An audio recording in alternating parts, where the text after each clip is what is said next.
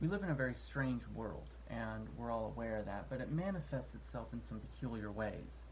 One of which this kind of popped onto my radar most recently is that we insist upon trying to reinvent the wheel and then demand people recognize us as innovators for that wasted effort. What do I mean? Here in my local area, we have a local newspaper, and the cover story you can't read because it's backwards, but it says a place for forgiveness.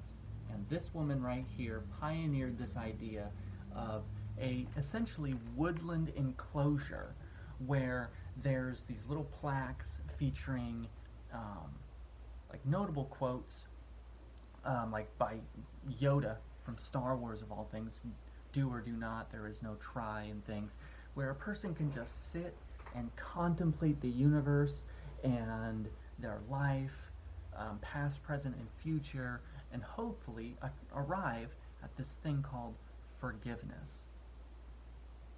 Well, the thing that I find ironic about this is that forgiveness is a Christian concept, at least in the idea of surrendering your right to punish others, surrendering the desire to see pain inflicted on others as a consequences of their maybe wrongful behavior towards you.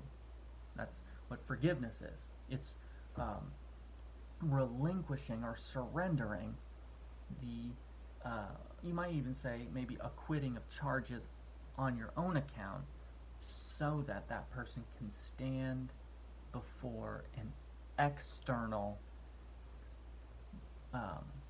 judgment and be seen on their own accounts.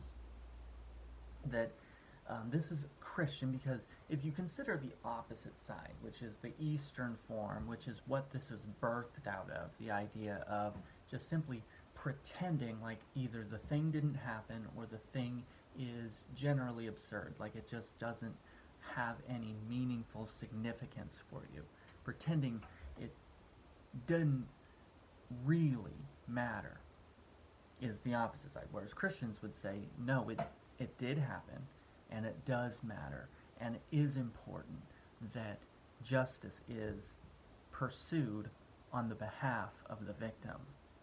But it's not your job to pursue it. It is not your responsibility to ensure that person is punished.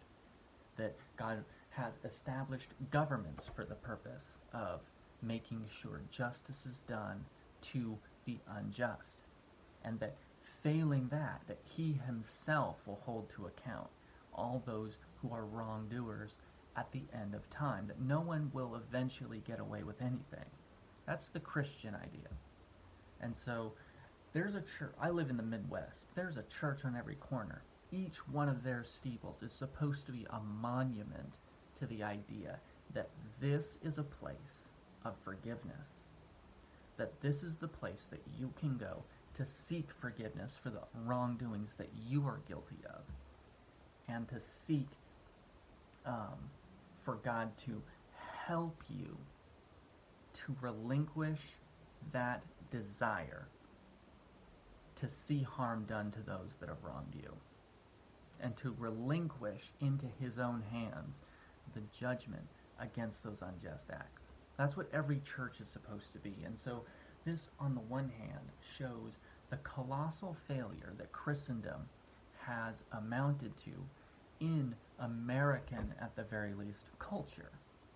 That a person will drive past multiple churches on the way to this place of forgiveness, not even consider going inside, and hoping that when they arrive at this arbitrary location, built in the memory of a dead person, that they will hopefully receive this emotional solace at confessing that they are meaningless, that the things done to them are meaningless, and the person who did to them is also meaningless. It's highly tragic, and it's definitely not something that deserves recognition as some sort of new innovation.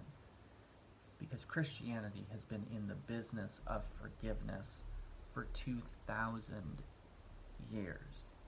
And this should serve as a call to arms and action on behalf of all the Christians in my personal environment, that we have failed at our chief primary purpose in society. And then second, that we need to begin anew at calling into society and saying forgiveness is not the confession that you don't matter, the things done to you don't matter, or that the person who did them does not matter. It's a confession that I, first off, am guilty of innumerable sins against the Son of God, and that he took the punishment that I deserve for those sins, and that in recognition of that sacrifice, I have the ability to now forgive others by relinquishing the right to punish those who have wronged me.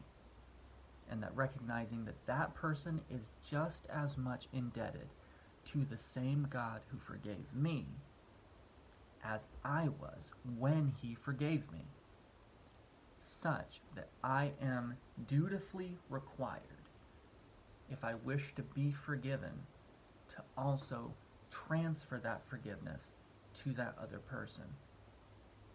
And that hoping in doing so, that if I forgive them, they will also see the value of Christ's forgiveness to them and receive that forgiveness as well before it is too late.